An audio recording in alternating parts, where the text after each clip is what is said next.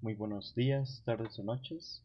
Vamos a continuar con los videos de introducción para la materia de mecánica analítica y en este video vamos a ver cinemática. Entonces, si recuerdan de sus cursos de mecánica vectorial, pues en el sistema cartesiano una posición en coordenadas cartesianas se ve de esta manera, ¿no? En la forma de terna ordenada, pues una función que me va a decir la posición en el eje X, otra función que me va a decir la posición en el eje Y otra posición que me va a decir otra función que me va a decir la posición en el eje Z. Y pues esta sería la expresión de esta función en notación de combinación lineal, donde estos vectores E1, E2 y E3 pues son los vectores unitarios que mencionamos en el primer video de fundamentos matemáticos. Son los vectores I, J y K, es decir, 1, 0, 0, 0, 1, 0 y 0, 0, 1. Y pues en general la función de posición pues va a ser una función trayectoria. Y justamente esta función lo que me va a dibujar es la trayectoria que sigue la partícula a lo largo de su movimiento. Pues aquí tengo un ejemplo del gráfico de un vector posición en coordenadas rectangulares. En mecánica vectorial aprendimos que pues la velocidad se define como la derivada de esta función posición respecto del tiempo. Por el primer video de fundamentos matemáticos ya sabemos que esta derivada se hace entrada-entrada y ya que sabemos cómo se define la magnitud de un vector, si esa magnitud la elevamos al cuadrado, lo que tendríamos sería los cuadrados de la suma de las componentes. ¿Sí? Entonces, si queremos calcular la magnitud de la velocidad al cuadrado, pues tendríamos la suma de las derivadas al cuadrado. Y bueno, también otra cosa que sabemos de mecánica vectorial, pues es que la aceleración se define como la primera derivada de la velocidad respecto del tiempo o como la segunda derivada de la posición respecto del tiempo. Y pues esta sería la aceleración en coordenadas cartesianas. Entonces hasta el momento esto no es nada nuevo, nada sorprendente, nada que no sepamos. Y ahora, ustedes de mecánica analítica de mecánica vectorial aprendieron a trabajar principalmente en coordenadas cartesianas, en sistemas de referencia cuyos ejes coordenados eran los ejes habituales. Pero aquí en mecánica analítica, una de las cosas que van a hacer es desprenderse de las coordenadas cartesianas para hacer física mecánica en cualquier tipo de sistemas de coordenadas. De hecho, en las primeras clases de formalismo lagrangiano, ustedes van a conocer algo que se llaman coordenadas generalizadas, en las que es posible resolver problemas de mecánica clásica. Y pues las coordenadas generalizadas, pues como los dice su nombre, es una generalización de coordenadas con las cuales vamos a poder definir un vector posición en el espacio y por supuesto velocidad y aceleración. Entonces conviene empezar a acostumbrarnos a trabajar con otro tipo de sistemas de coordenadas que ya no sean las cartesianas. Y a mi parecer el mejor ejemplo para esto son las coordenadas cilíndricas y las esféricas. Entonces, a lo largo de este video y posiblemente en el siguiente nos vamos a dedicar a revisar la cinemática, es decir, posición, velocidad y aceleración en estos sistemas de coordenadas, el sistema cilíndrico y el sistema esférico. Entonces, de momento vamos a revisar las coordenadas cilíndricas. Para ello pensemos en un punto P en el plano. Y pues ustedes saben que en el plano un punto se puede representar por la distancia ρ desde el origen O hasta el punto P. Igual que arriba, yo aquí tengo mi espacio tridimensional en el cual yo ya definí un punto, una posición. Ya sabemos dar las coordenadas cartesianas de este punto. Pero ahora, ¿cómo serían las cilíndricas? Pues noten que como que el piso de esta posición está justamente en este punto P. Entonces las coordenadas cilíndricas van a ser la distancia del origen hasta este punto P, el ángulo polar, que siempre se mide desde el eje X positivo hasta el, hasta el vector en el plano, y la altura a la que está el punto, ¿sí? Entonces aquí ya tenemos la primera de las coordenadas cilíndricas, bueno, en realidad la tercera de las coordenadas cilíndricas, que es simplemente el vector unitario K, así que es siempre el 0,0,1. Entonces el asunto es cómo podemos definir los vectores radial y el vector polar. Para eso pensemos en el siguiente plano. Entonces pensemos que este es el punto P de aquí. Entonces aquí solamente estamos visualizando el plano. Y vamos a trazar la siguiente circunferencia. Entonces este punto P en el plano va a tener coordenadas X y Y. Va a tener un ángulo θ con el eje X positivo. Y aquí, bueno, aquí estoy cometiendo un error de notación porque aquí yo ya le llamé R a este punto. Vamos, vamos a ignorar esta R. Una mala costumbre que tengo es ponerle R a todas las posiciones que quiero representar en el espacio. Pero bueno, pensemos de momento que este punto está definido por un vector R, ¿sí? Ya ignoremos que alguna vez existió un R por aquí. Ok, pues este vector R en coordenadas cartesianas ya lo sabemos dar muy bien, incluso aquí tenemos los vectores unitarios. Sabemos que R en cartesiana sería X en Y más Y en J. Pero pues justamente lo que queremos hacer es definir nuevos, nuevos vectores unitarios para poder definir este vector R de otra manera distinta, ya no en términos de estos vectores cartesianos.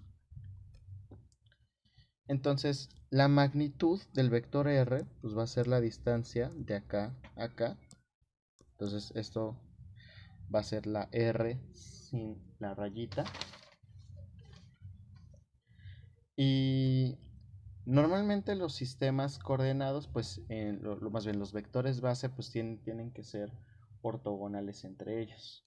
Entonces, pues aquí pues más o menos ya sabemos, ya tenemos una idea de cómo va a ser nuestro vector radial. Simplemente va a ser el vector R, pero, pero el unitario de ese vector R, que ustedes saben que pues R unitario sería el vector R dividido su magnitud. Y ahorita vamos a ver cómo se expresa esto. Pero entonces ahora nosotros necesitamos un vector que sea ortogonal a este vector R unitario en rojo. Entonces para ello yo voy a trazar otro vector. Lo voy a trazar por aquí y espero que se me quede bien. Pues ahí más o menos. A este vector vamos a llamarle R', es simplemente otro nombre que yo decido darle a este vector. Este va a llamarse R'. Y como yo quiero que este vector R' sea ortogonal con este vector R, pues aquí también va a haber un ángulo de θ. Si noten que pues, este ángulo más este tienen que dar 90 grados. Si yo quiero que esto sea de 90 grados, pues este tiene que ser θ. Sí, de acuerdo. Y pues este R', como está en la misma circunferencia, va a tener la misma magnitud R. Ahora, este R' también va a tener coordenadas. Entonces, la coordenada X, que noten que va a estar del lado negativo de las X, va a llamarse X'. Y la coordenada en Y va a llamarse y'. Y nosotros vamos a entender al vector unitario polar como un vectorcito que va a estar por aquí. Ahora lo que tenemos que hacer es encontrar una expresión que nos permita pasar de los vectores cartesianos a estos nuevos vectores que estamos definiendo. Y para ello vamos a apoyarnos de la trigonometría. Entonces, de momento, vamos a observar por favor este triángulo rectángulo que se nos forma aquí. Voy a calcular el coseno de teta en el triángulo rectángulo en rosa que les marqué hace rato. Entonces ustedes saben que el coseno es cateto adyacente sobre hipotenusa. Pues el cateto adyacente claramente es x, la hipotenusa sería la magnitud del vector r, es decir, r. Eso me deja a x como r veces el coseno de teta. Ahora, si nosotros calculamos el seno de teta, ustedes saben que seno es cateto opuesto sobre hipotenusa, pues el cateto opuesto es esto, que mide exactamente y. Entonces esto sería y sobre la hipotenusa que vale r. Entonces la y es r veces el seno de teta. ¿Eso qué significa? Pues yo había dado mi r en coordenadas cartesianas como x en y más yj. Pues ahora este r pues va a ser igual a su magnitud por el coseno de teta. Noten de nuevo, teta es el ángulo polar, es el ángulo que se mide desde el eje x positivo hasta topar con el vector. R coseno de teta en la dirección y más r seno de teta en la dirección j, y yo puedo factorizar la magnitud del vector, me queda coseno en y más r seno de teta. Entonces este es mi vector r. Pero recuerden que yo había dicho que yo necesitaba el radial unitario, r unitario. Entonces esta expresión la vamos a dividir entre la magnitud del vector. Entonces voy a tener r entre r por el coseno de teta en la dirección y más el seno de teta en la dirección de j. Se me cancelan las magnitudes y de este lado nos quedó el vector radial. Entonces el vector radial va a ser el coseno de teta en la dirección y más el seno de teta en la dirección j. ¿Sí? Esta es una ecuación, una transformación que nos permite pasar de los vectores cartesianos y j al vector cilíndrico unitario radial. Bueno, pues ahora vamos a ver cómo podemos definir a nuestro vector teta. Para eso vamos a volver a aplicar trigonometría, pero ahora vamos a aplicar trigonometría en este triángulo rectángulo de aquí. Entonces, atención a este triángulo de aquí. Ahora todo lo vamos a hacer en este triángulo, ¿vale? Bien, hagámoslo. Entonces, en ese nuevo triángulo, ¿qué pasa si yo hago el seno de teta? Pues a ver, el seno de teta es el cateto opuesto y es este de aquí. Pero uno podría estar tentado a decir, pues esto mide lo mismo que esto, es x'. Pero vean que x' está del lado de los x, del lado negativo de las x, es decir, x' es menor que 0. ¿Sí? Como yo estoy utilizando razones trigonométricas, tengo que tomar en cuenta que estas razones están definidas en triángulos rectángulos, es decir, para pues, está mal que lo diga así, pero para distancias positivas, ¿sí? Para los catetos como números positivos. Así que pues no tiene sentido que yo ponga, por ejemplo, que el seno de teta es x' dividido la hipotenusa r. Sí, aquí yo tendría una incoherencia en los signos.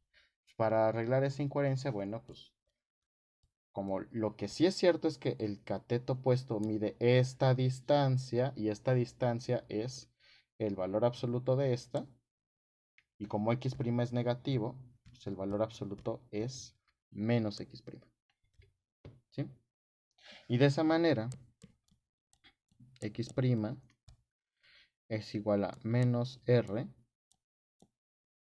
por el seno de teta. Ahora hagámoslo con coseno.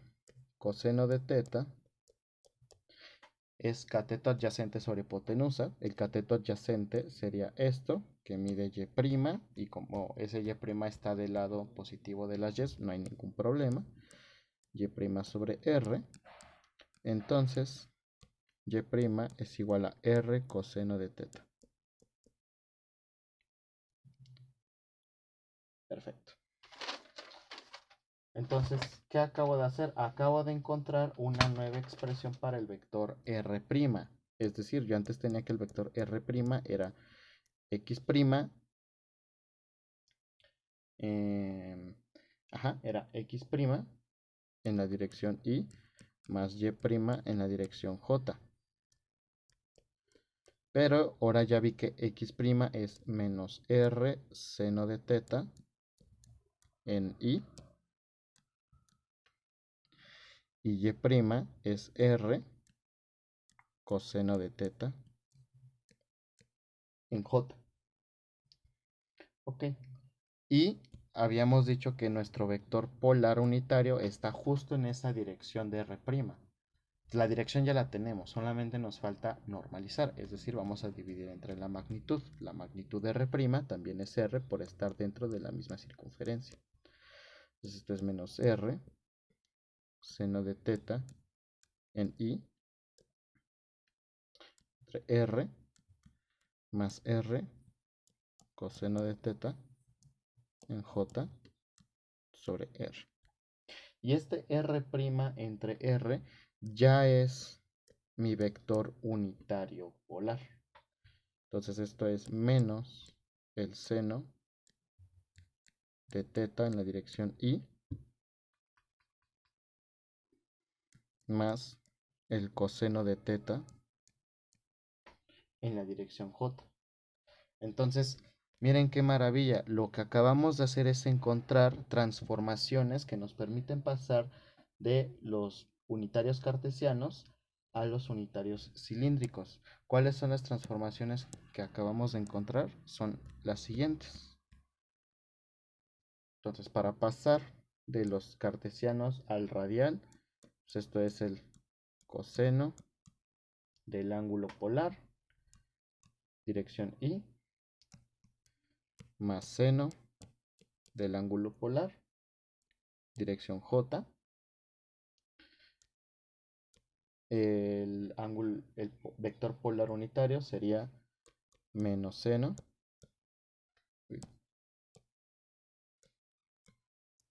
de teta en i más coseno de teta en j.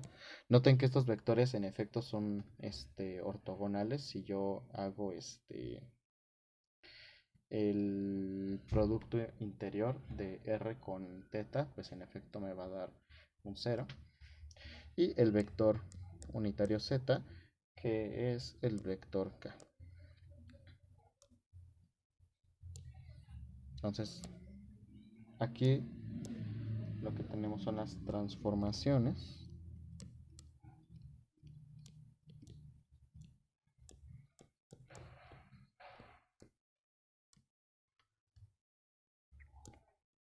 de vectores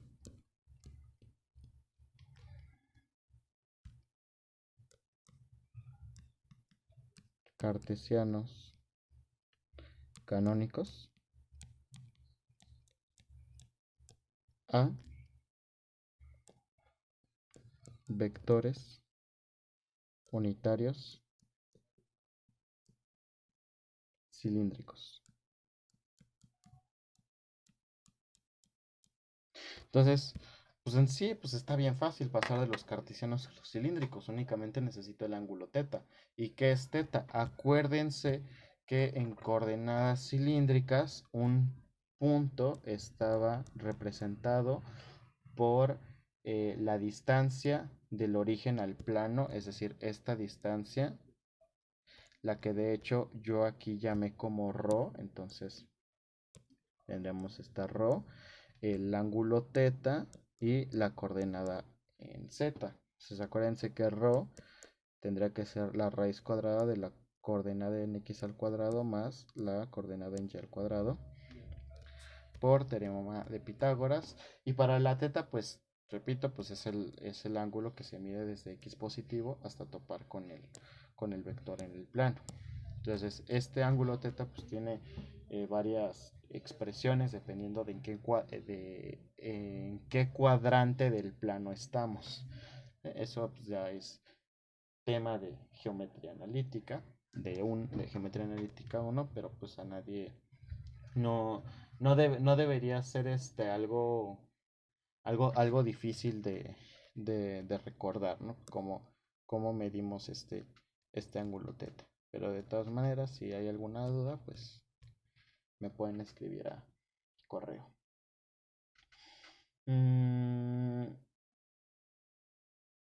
Entonces, en coordenadas polares se definen los vectores unitarios radial, que es el R, el polar, y el vector radial apunta en la dirección del punto P, y el vector polar es el ortogonal al radial.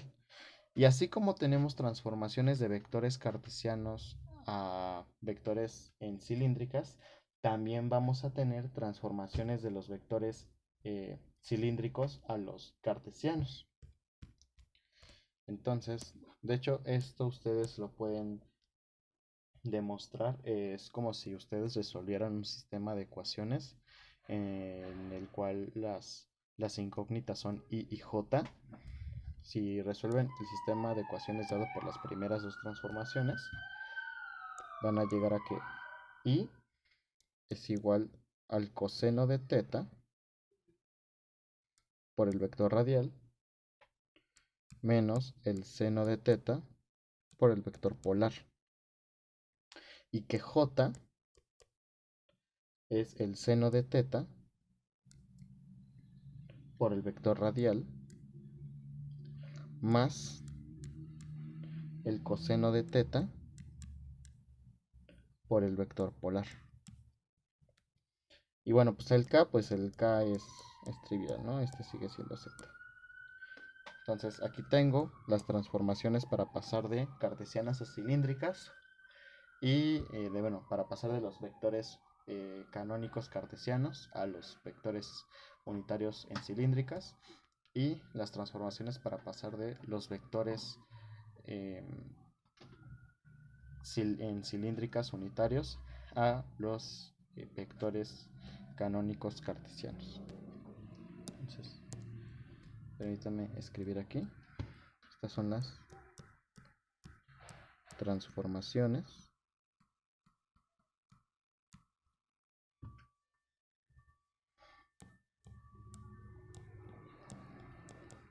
de vectores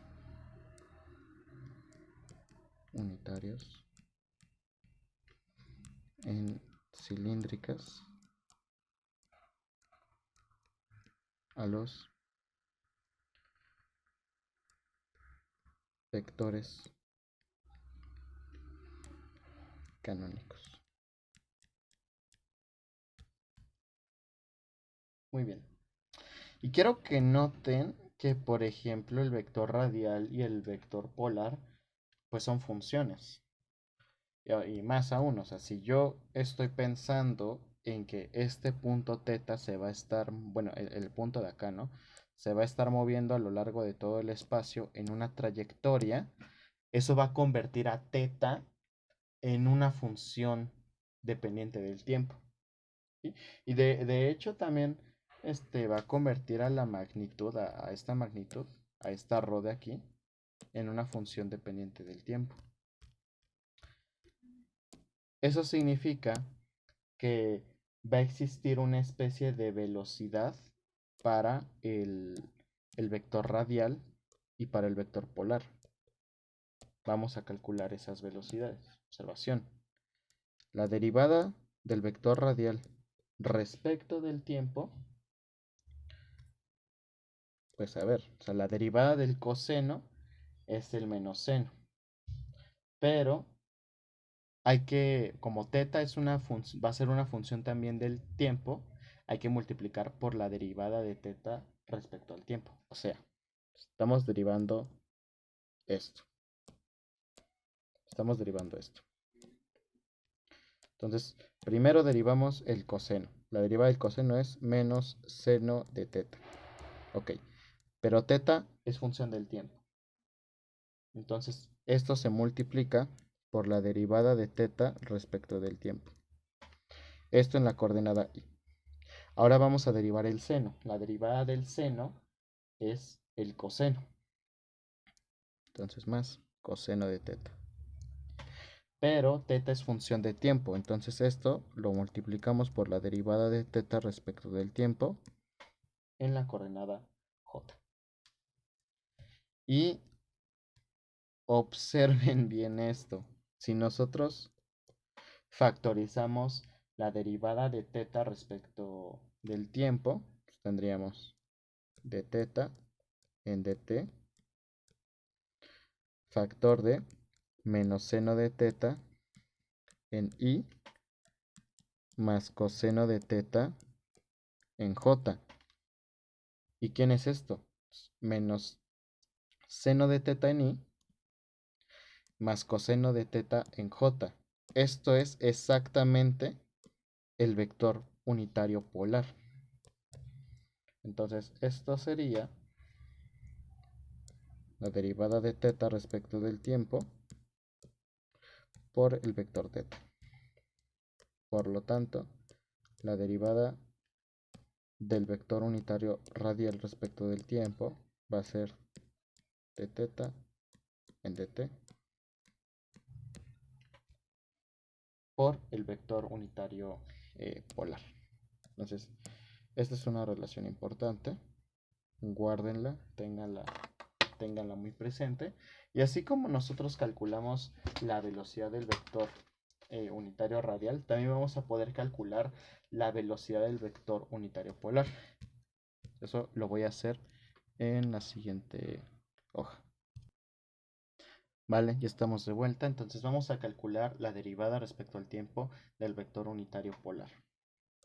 Entonces, si no se acuerdan de cuál era la expresión del vector unitario polar, la voy a escribir aquí para que la tengamos a la mano. Esto era menos seno de teta en i más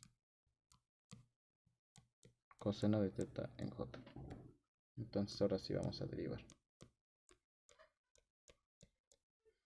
Ok, derivada del seno, coseno, menos coseno de teta. Como teta también es función del tiempo, multiplicamos por la derivada de teta respecto del tiempo. Después, derivada del coseno, eso es menos seno. Entonces, menos seno de teta. Uy, y aquí estoy cometiendo un error, se me está pasando el i, ahora sí. Menos seno de teta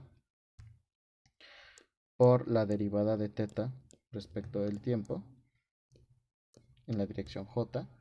Nuevamente conviene factorizar la derivada de teta respecto al tiempo y conviene factorizar también el signo menos. Entonces esto me queda coseno de teta en i más el seno de teta en j. Y estarán de acuerdo que esto es exactamente el vector unitario radial. Entonces, por lo tanto, la derivada de teta respecto del tiempo es la derivada de teta respecto del tiempo, negativo, por el vector unitario radial. Y esta relación también es importante. Entonces, esta también, guárdenla por ahí. Entonces, ahora sí, ya que tenemos todas estas herramientas, vamos a escribir la cinemática de una función posición en coordenadas cilíndricas. Entonces, si yo quiero describir el movimiento de una partícula en coordenadas cilíndricas, mi función de posición sería esta. Entonces, a ver, aquí igual estoy cometiendo un error, pero bueno, no es un error, simplemente hay que estar atentos aquí. Esta R no es la magnitud de todo esto, ¿sí? Esto ya es la posición de la partícula en todo el espacio tridimensional. R, o sea, es decir, en coordenadas cartesianas, esta R sería algo del estilo X, Y y Z. R de T sería en cartesiana, sería la raíz cuadrada de X cuadrada más Y cuadrada. Es decir, solamente es la magnitud de la parte que está en el plano, no en todo el espacio. ¿De acuerdo? Entonces, no es la magnitud de de toda la función posición, únicamente es la magnitud de las componentes de un vector cuyas componentes X y Y son las funciones coordenadas X y Y del vector posición. ¿De acuerdo? Y bueno, pues esta coordenada Z, pues sí sería exactamente esta. Y pues sí, esta X es esta y esta Y es esta. O sea, lo único que les estoy diciendo es que esta magnitud solamente es la magnitud de la proyección en el plano, ¿sí? No de todo el vector en sí. Entonces, eso conviene tenerlo claro. Entonces, ahí está mi posición. Pero si yo quiero sacar la velocidad, entonces nosotros sabemos que la velocidad es la derivada de la posición respecto del tiempo. Pero la derivada de la posición es esta cosa. Entonces, pues primero vamos a tener la derivada respecto del tiempo de la magnitud de la proyección en el plano por el vector radial. Y después tendríamos la derivada en z respecto del tiempo en la coordenada z. ¿Sí? Porque esta coordenada pues es constante, es el vector k, el 0, 0, 1. Este z pues sí puede variar en el tiempo. Pero aquí noten que lo que tenemos es un producto, es la derivada de un producto. Entonces hay que tratarla como tal. Esto sería la derivada del primero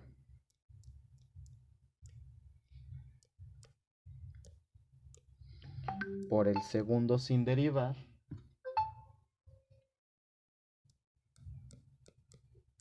más el primero sin derivar por la derivada del segundo.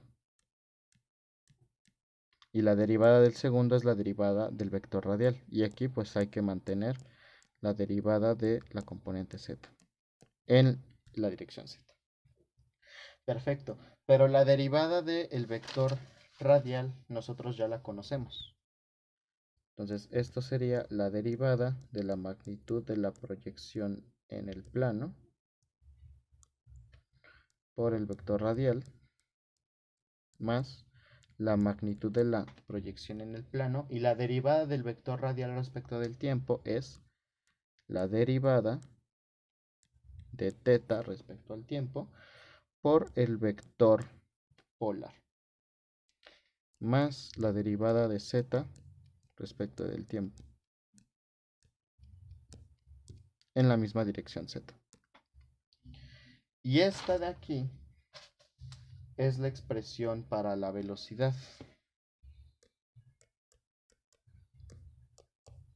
Entonces permítanme volver a escribirla. Y si ustedes recuerdan sus clases de mecánica vectorial, quizás esta expresión les suene conocida de cuando estudiaron movimiento circular, ¿sí? Quizás cuando estudiaron movimiento circular, a esta parte de aquí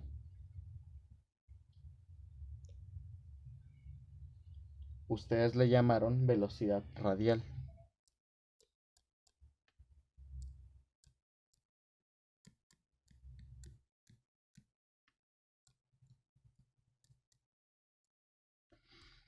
Y quizás a esta parte de aquí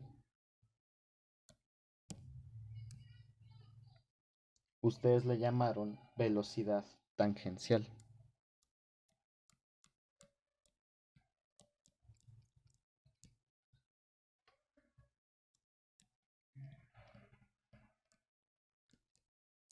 Y seguramente cuando lo hicieron en movimiento circular, ustedes a la derivada de teta respecto del tiempo le ponían omega, la letra que representa la velocidad angular. Entonces, esta es nuestra velocidad cuando estamos estudiando en cinemática en coordenadas cilíndricas. Pues ahora podemos definir también la velocidad al cuadrado, que va a ser importantísima para el lagrangiano. Entonces recuerden que la magnitud al cuadrado de un vector siempre es el vector producto punto consigo mismo. ¿De acuerdo? Entonces lo que hay que hacer es agarrar este vector de velocidad y hacerle producto punto consigo mismo. Pero como nuestros vectores radial, polar y z pues son ortogonales, pues muchos de estos productos se van a cancelar.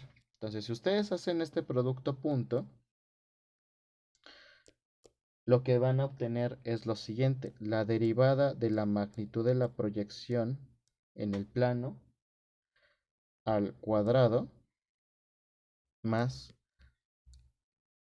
la magnitud de la proyección en el plano al cuadrado por la derivada de teta respecto del tiempo al cuadrado más la derivada de z respecto del tiempo al cuadrado.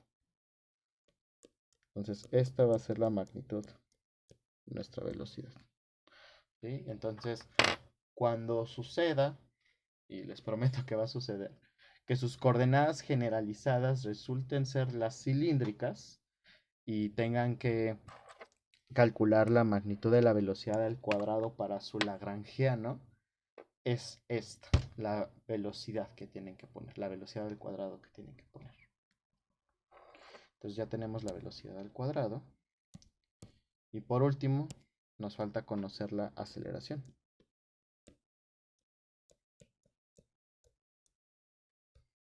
Que de nuevo, que de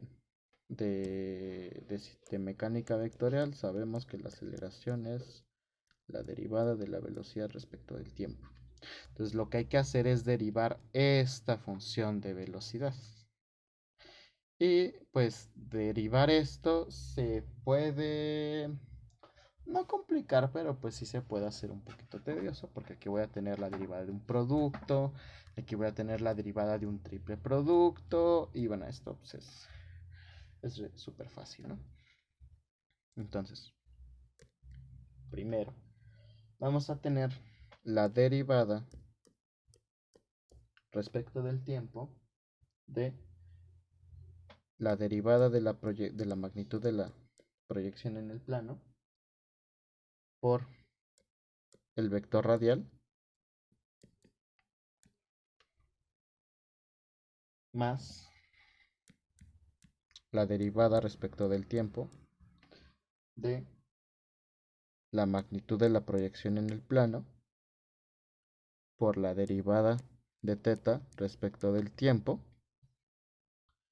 por el ángulo polar,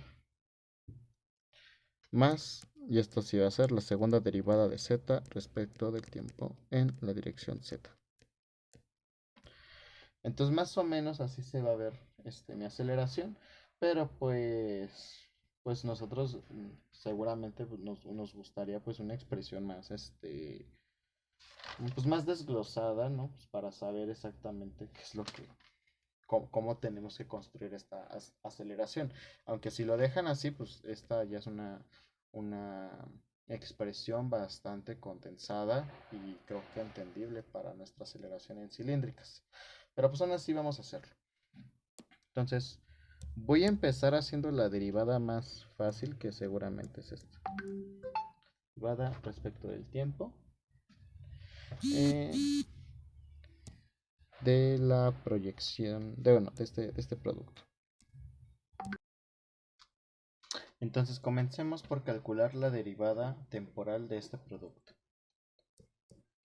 Vamos a tener la segunda derivada de la magnitud de la proyección en el plano respecto del tiempo por el vector radial sin derivar, más la derivada de la magnitud de la proyección en el plano por la derivada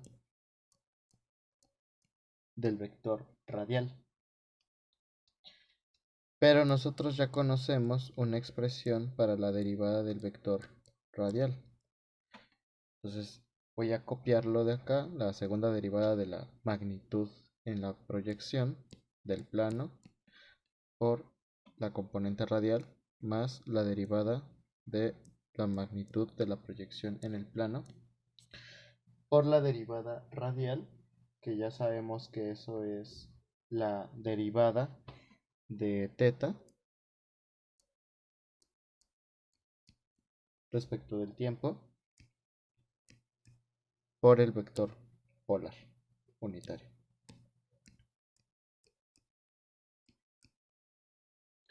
Entonces esta fue la derivada, pues sí, digamos más sencilla que teníamos. Y esto es lo que vamos a reemplazar en la parte de aquí. Ahora tenemos que calcular esta derivada que va a ser la más engorrosa. Entonces eso, pues yo creo que lo voy a hacer a este lado.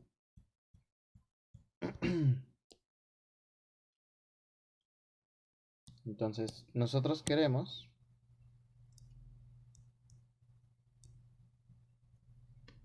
la derivada respecto del tiempo de la magnitud de la proyección en el plano por la derivada de teta respecto del tiempo por el vector polar unitario. Entonces nosotros vamos a asociar estos dos. Entonces esto va a ser la derivada del primero por el segundo sin derivar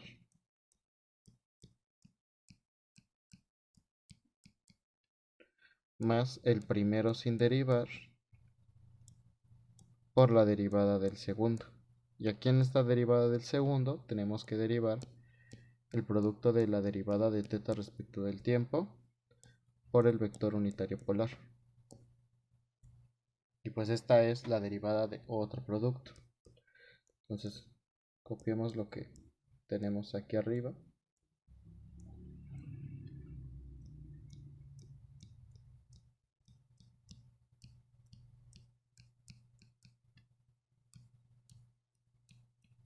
Y esto sería la segunda derivada de teta respecto del tiempo por el vector polar más la derivada de teta respecto del tiempo por la derivada del vector polar respecto del tiempo. Pero nosotros sabemos que la derivada del vector polar respecto del tiempo es menos la derivada de teta respecto al tiempo por el vector radial. Entonces esto es la derivada de la magnitud de la proyección en el plano por la derivada de teta respecto del tiempo por el vector unitario polar más r de t por la segunda derivada de teta respecto del tiempo por el vector polar unitario más la magnitud de la proyección en el plano por, bueno, aquí este más en realidad va a ser un menos, ya sustituyendo la derivada de el vector teta respecto al tiempo, esto va a ser menos r por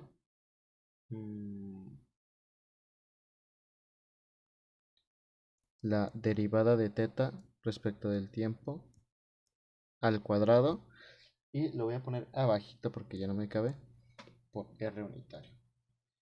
Entonces todo esto sería lo que tendríamos que reemplazar en la parte de aquí.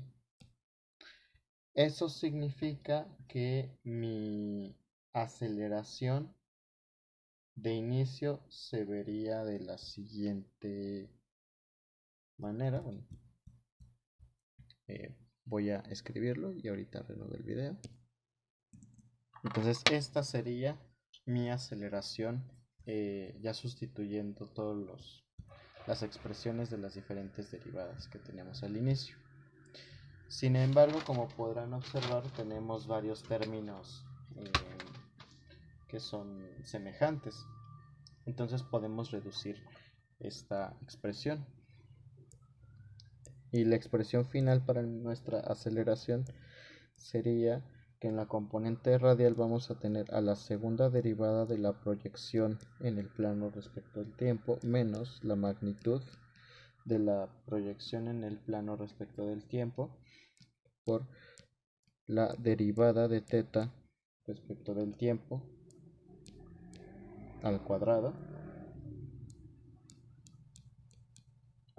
y después en la componente polar vamos a tener el doble de la derivada de la magnitud de la proyección en el plano por la derivada de teta respecto del tiempo más la magnitud de la proyección en el plano por la segunda derivada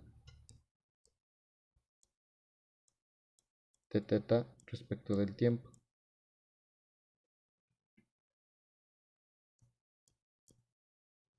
Y finalmente pues vamos a tener a la segunda derivada de z en la dirección de z unitario. Y esta sería nuestra aceleración en coordenadas cilíndricas. Entonces esta es toda la cinemática relevante para un sistema de coordenadas cilíndricas. Entonces, en resumen, ¿qué es lo que tenemos? Pues para empezar, recuerden que un vector en coordenadas cilíndricas, ay, miren aquí, me estoy dando cuenta que okay, todas las R's que yo estoy poniendo aquí es lo que al inicio yo definí como rho. Entonces, bueno, pues no es un error muy grave porque aquí yo estoy especificando que R de t es simplemente la magnitud del vector, de la proyección del vector en el plano. Entonces, no es muy grave, pero pues para que se entienda mejor, si quieren ustedes pueden sustituir aquí esta R por una rho, y esta R unitaria lo pueden sustituir por una rho unitaria. Pero pues las expresiones siguen siendo exactamente las mismas. Entonces, en coordenadas cilíndricas, lo que tenemos es esta rho, o R, como le quieran llamar, que me va a medir la distancia desde el origen a el plano donde pues sí, al plano, al piso, en donde vamos a tomar la altura de mi punto en el sistema tridimensional. ¿Sí? Entonces la ρ se calcula de esta manera, ¿no? X cuadrada más y cuadrada, todo en raíz cuadrada. El teta es el ángulo medido respecto al eje X positivo. Y la z pues es simplemente la coordenada z que pues, tendríamos en las coordenadas cartesianas. Para expresar un vector en coordenadas cilíndricas vamos a utilizar un vector radial y un vector polar. El vector radial va a ser este, coseno de teta i más seno de teta j. Entonces así es como nosotros pasamos de las coordenadas cartesianas a las coordenadas cilíndricas, donde ese teta es este ángulo teta de aquí y el vector polar es este de aquí.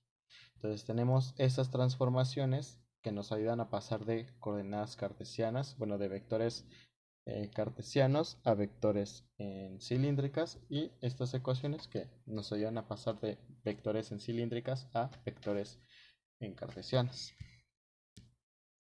Entonces, para expresar una posición en coordenadas cilíndricas, pues vamos a tener la componente, la magnitud de la proyección en el plano. Entonces, si quieren, aquí está especificado que r de t es simplemente la magnitud del punto x, y del plano. ¿Sí? Esto en la dirección radial anteriormente definida, más la coordenada z pues en su vector unitario z. Si derivamos esta posición obtendríamos la velocidad, y aquí está la expresión para la velocidad. ¿Sí? Y aquí pues tenemos lo que ustedes en mecánica vectorial llamaban velocidad radial y velocidad tangencial. Si este le sacamos norma al cuadrado, tendríamos este de aquí.